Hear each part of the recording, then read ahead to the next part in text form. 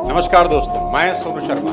मेरी नज़र में हर इंसान में काबिलियत जरूर होती है, पर हर काबिल इंसान अमीर नहीं होता। आज के इस शानदार वीडियो में मैं आपको वो 5 भयानक गलतियां बताऊंगा जो कई काबिल लोग रोज कर रहे हैं, जिसके कारण पैसा उनके पास नहीं है। आप भी चेक करिए और देखिए कहीं जाने अनजाने ये गलतियां आपसे तो नहीं हो रही, इसलिए इस वीडियो को आखिरी तक जरूर देखिए। पुअर लोगों की सबसे बड़ी प्रॉब्लम क्या है जानते हैं?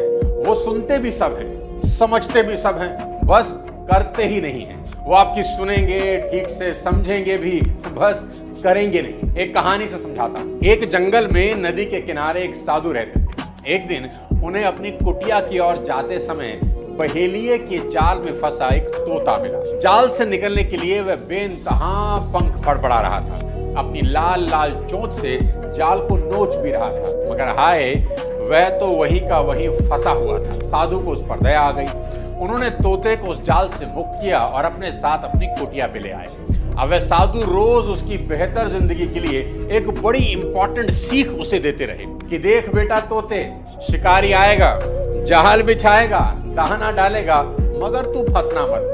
धीरे धीरे रटंत विद्या में माहिर तोते को यह वाक्य कंठस्थ हो गया, याद कर लिया तोते ने। और वो तोता सारा दिन इसी लाइन को गुनगुनाता रहता कि शिकारी आएगा, जाल बिछाएगा, दाना डालेगा, तू फंसना मत। और एक दिन जब आकाश में काले काले बादल मंडरा रहे थे, बड़े जोरों की हवा चल रही थी, किसी शिष्य की नेग्लिजेंस की वजह से पिंजरे का दरवाजा खुला रह गया और तोता उड़ गया। साधु महाराज को बड़ा कष्ट हुआ। पूरी रात वे सो न सके।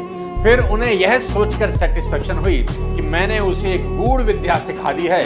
उसे याद करके फिर वह कभी अपनी जिंदगी दांव पर लगाकर कष्ट नहीं उठाए। दूसरे दिन सुबह जब वो साधु नदी में स्नान करने जा रहे थे, उस वक्त रास्ते में उन्हें अपने पालतू तोते की आवाज सुनाई दी। वह उन्हीं का सिखाया पाठ दोहरा रहा था कि शिकारी आएगा, जाल बिछाएगा, दाना डालेगा, तू फंसना मत। अब साधु खुश होकर उधर ही मुड़ गए जिधर से आवाज आ रही थी। पास जाकर देखा तो उनका मन असीम वेदना से भर गया। उनको बड़ा दुख हुआ।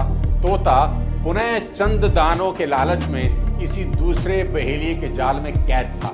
आजाद होने के लिए छटपटा रहा था और बड़ी मुस्तैदी से वह सीख भी रटते जा रहा था जो साधु ने सिखाई थी कि शिकारी आएगा, जाल बिछाएगा, दाना डालेगा, तू फंसना मत।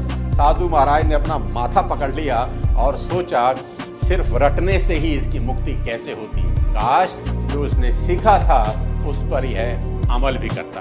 दोस्तों याद रखें, ज्ञान शक्ति नहीं है, यह केवल क्षमता है। उस ज्ञान को लागू करना ही शक्ति है।